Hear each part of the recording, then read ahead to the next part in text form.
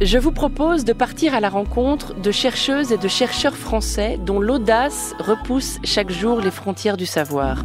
Des ailes au talent, c'est une série de portraits de femmes et d'hommes qui portent les sciences de la vie vers l'avenir et dont le parcours mérite d'être raconté. Des portraits littéraires, car nous avons choisi de confier leurs récits à des écrivaines et écrivains. Chaque épisode de ce podcast est donc le fruit d'une rencontre entre un esprit scientifique et une plume. L'autrice que vous allez entendre dans cet épisode, c'est Masha Seri. Elle tire le portrait de l'épidémiologiste Marina Kvaskov. Vous écoutez la 4e saison des Ailes au talent. Soyez les bienvenus.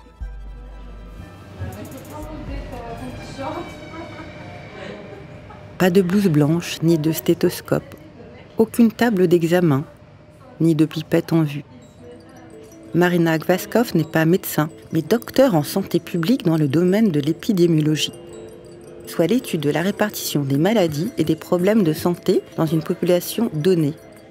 Sa spécialité, l'endométriose, une pathologie inflammatoire, complexe et multifactorielle qui touche une femme sur 10 et qui représente la première cause d'infertilité féminine. Le petit bureau de la chercheuse ne paye pas de mine. 2 ordinateurs, des rayonnages d'austères manuels, de méthodologie statistique, quelques affichettes, pas grand-chose d'autre. À 45 ans, Marina dirige une équipe d'une 15aine de personnes au sein de l'Institut national de la santé et de la recherche médicale, l'INSERM, qui abrite l'hôpital Paul Brousse à Villejuif. Une commune du Val-de-Marne qui sera l'une des 16 gares du Grand Paris Express, la future ligne 15 du métro. Et justement, Marina est la marraine du tunnelier qui en a excavé le tronçon final. Un tunnelier est un énorme train-usine qui ford les ténèbres et établit des connexions, soit une parfaite définition de la recherche médicale en cas d'une lumière au bout du tunnel. J'ai trouvé ça génial aussi, extrêmement insolite. Je ne savais même pas qu'on donnait un prénom au tunnelier. J'avais jamais réfléchi avant au fait qu'il pouvait exister des tunneliers. En fait, figurez-vous que les tunneliers sont systématiquement baptisés par le nom d'une femme. Et donc là, ce sont des élèves Vitrio, donc de Vitry-sur-Seine, qui ont choisi parmi des femmes du Val-de-Marne le nom d'une femme. Et donc ils ont choisi mon prénom par rapport au travail que je faisais sur l'endométriose, sur la place des femmes en sciences. Et donc j'ai trouvé ça vraiment très joli et très beau que ces enfants choisissent ces sujets-là. Rappelons quelques évidences aux néophytes que nous sommes. L'épidémiologie est une science pluridisciplinaire et non une spécialité exclusivement médicale. L'alpha et l'oméga de l'épidémiologie sont l'incidence et la prévalence. L'incidence, c'est-à-dire le nombre de cas apparus pendant une année, et la prévalence, soit la proportion de personnes touchées. C'est long, c'est lent, c'est ardu, les recherches en épidémiologie. Il faut être patiente. Car le cœur de métier de Marina est de suivre des cohortes de femmes qui répondent à des questionnaires au fil du temps afin de mieux cerner les facteurs de risque, immunitaires, alimentaires, génétiques, environnementales avec les perturbateurs endocriniens et d'observer l'évolution de l'endométriose. Ce sont des groupes de personnes qui ont accepté de participer à la recherche à un moment donné. Si je prends l'exemple de la cohorte E3N, c'était 100 000 femmes affiliées à la MGEN qui ont accepté en 1990 de répondre à un premier questionnaire et d'être suivies par questionnaire au cours du temps. Donc là, la cohorte a maintenant 35 ans. C'est vraiment une très belle infrastructure de recherche parce que tous les 2-3 ans, on a collecté des informations sur les expositions des femmes, sur leurs événements de santé, qu'on va ensuite venir valider par comptes-rendus médicaux.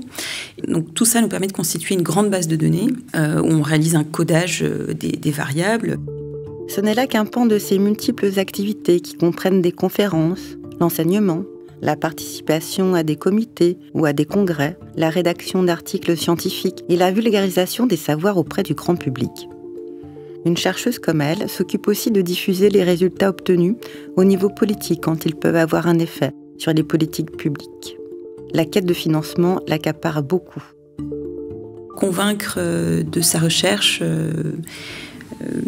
c'est effectivement l'un des critères, en fait, d'excellence de la recherche. En fait, il faudrait qu'on puisse vraiment fonctionner au quotidien avec une équipe et puis pouvoir proposer des projets innovants à côté. Mais c'est vrai que le temps de réflexion est très impacté et très réduit parce qu'on se démène beaucoup à chercher des fonds.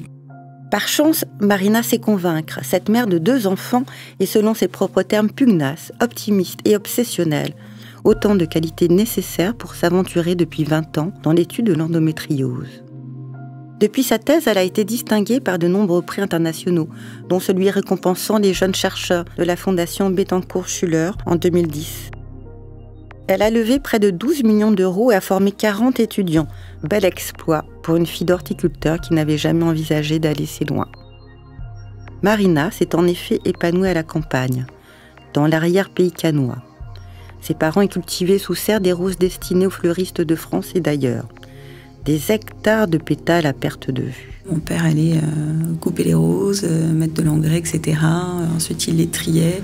Mes frères et sœurs faisaient les paquets. Pour autant, la benjamine de la famille ne se destine pas à l'horticulture.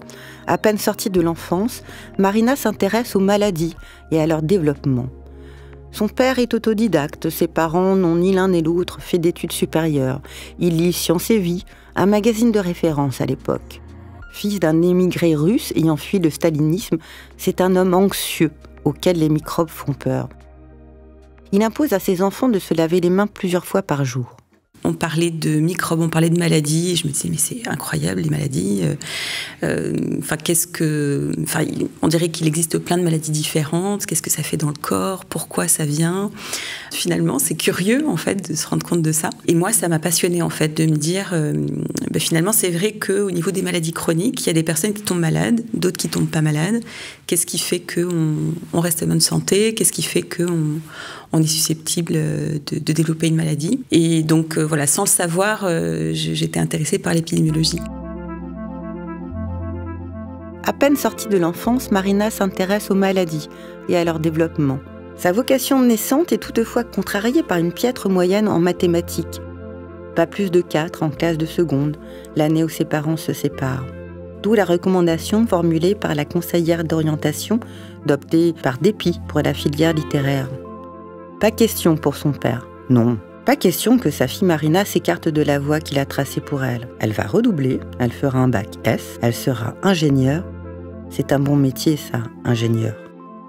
Donc j'avais pas forcément prévu ça parce que moi-même je n'avais pas du tout confiance en moi. Enfin, une personne d'autorité, une figure d'autorité me disait que j'étais pas du tout scientifique. Moi, cette personne, je l'ai crue. Mon père m'a dit, on va pas du tout la croire et tu vas continuer et tu vas voir, etc. Et en fait, c'est vraiment lui qui m'a donné cette impulsion-là de continuer. Enfin, je n'aurais pas fait de science finalement s'il ne m'avait pas poussée. Ma mère est quelqu'un qui a une profonde détermination, une profonde résilience, une profonde indépendance. Et elle m'a vraiment transmis ça aussi.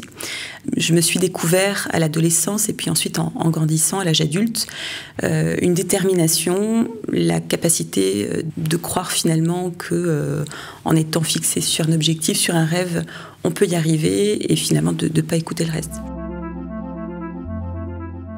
Titulaire du bac au rattrapage, Marina Kvaskov s'inscrit en faculté de pharmacie et rate 2 fois le concours d'entrée. Je me suis retrouvée effectivement en situation d'échec. Alors c'est marrant parce que ce mot, l'échec, il a une connotation très négative en France. C'est un petit peu honteux de dire qu'on est en échec ou qu'on a eu un échec. Et donc j'aime pas beaucoup ce mot. Mais moi, ça a été déterminant pour tout ce qui a suivi. C'est-à-dire que le fait de pouvoir me prouver à moi-même, parce que là, mon père avait abandonné, en fait. C'est là que j'ai pu commencer à trouver ma voie, à écouter ce que moi je voulais vraiment et plus ce que lui voulait. À 21 ans, la future chercheuse se réoriente en biologie. Le début d'un long cursus qui la conduira au grade de docteur en santé publique à l'issue d'une thèse en co-tutelle internationale portant sur les expositions hormonales dans le mélanome. Dans les faits, pendant 3 ans, elle passe 6 mois en France et 6 mois en Australie. Je savais qu'en voyageant à l'étranger, j'allais devenir une autre personne, enfin que j'allais pouvoir apprendre des choses qui dépassaient ce que je pouvais apprendre à l'université. C'était vraiment une expérience que j'avais envie d'avoir. Et ça m'a énormément apporté. D'autant que l'université de Brisbane, dans le Queensland, est à la pointe de la recherche sur le cancer de la peau et aussi de l'endométriose, une maladie que Marina a découvert lors de son master en 2005. Je ne connaissais pas du tout l'endométriose et donc j'ai appris pour la première fois ce qu'était cette maladie quand je me suis intéressée à ce sujet pour étudier les liens entre l'endométriose et le mélanome. C'était de manière générale les maladies gynécologiques dites bénignes, donc non cancéreuses, et l'endométriose c'est la première de celles-là. Donc c'était un pur hasard. Et quand j'ai lu des choses, vraiment ça m'a beaucoup touchée de me dire qu'il y avait toute cette souffrance. Et j'étais très étonnée en fait, assez choquée même de voir qu'il y avait vraiment rien de connu, alors que la prévalence était dite de 10% des femmes, donc c'était vraiment énorme. Des femmes souvent en errance médicale, faute de diagnostic posé par un radiologue expert. Victimes de violentes douleurs pelviennes, neuropathiques ou abdominales, elles souffrent à bas bruit lors des menstruations ou des rapports sexuels. Et donc l'Australie est vraiment pionnière, elle a vraiment compris l'importance de travailler sur la santé des femmes, de mettre ça en avant vraiment dans la société. Alors que c'est un pays donc, qui est énorme, mais qui a 3 fois moins de population que la France. Et donc ils sont vraiment très très en avance là-dessus. Et donc voilà, moi ça m'a permis de faire des ponts effectivement du fait d'avoir eu cette formation là-bas. Formation qu'elle a poursuivie en post-doc à Harvard, la plus prestigieuse et la plus ancienne université américaine, où elle a découvert les vertus du mentorat entre femmes scientifiques. Vraie transfuge de classe, authentique féministe, Marina Gvaskov dénonce les inégalités de genre dans la recherche médicale. On a mis beaucoup de temps à s'intéresser à certaines pathologies et à la santé des femmes de manière générale. Donc ça, c'est vraiment ce qu'on voit sur plusieurs plans, donc y compris les pathologies qui touchent les deux sexes. On a vraiment considéré que c'était l'homme, l'organisme de base pour tout ce qui est création de nouvelles molécules, tests de médicaments. Donc voilà, ça c'est maintenant quelque chose qui est très connu. On entend beaucoup plus parler aussi maintenant du fait que les symptômes de différentes pathologies ne sont pas nécessairement les mêmes entre les hommes et les femmes, notamment pour les maladies cardiovasculaires, ça on entend beaucoup parler. Les choses évoluent positivement. Après l'Australie, la France est en effet le 2e pays au monde à avoir adopté, en 2022, une stratégie nationale de lutte contre l'endométriose. Le tunnelier Marina Gvaskov a déjà parcouru du chemin.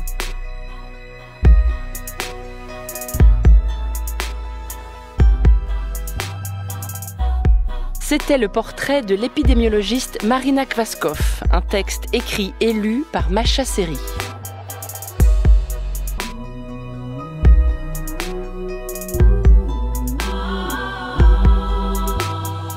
Des ailes au talent est un podcast de la Fondation Bettencourt-Schuller réalisé par Radio France Studio en collaboration avec les éditions Gallimard.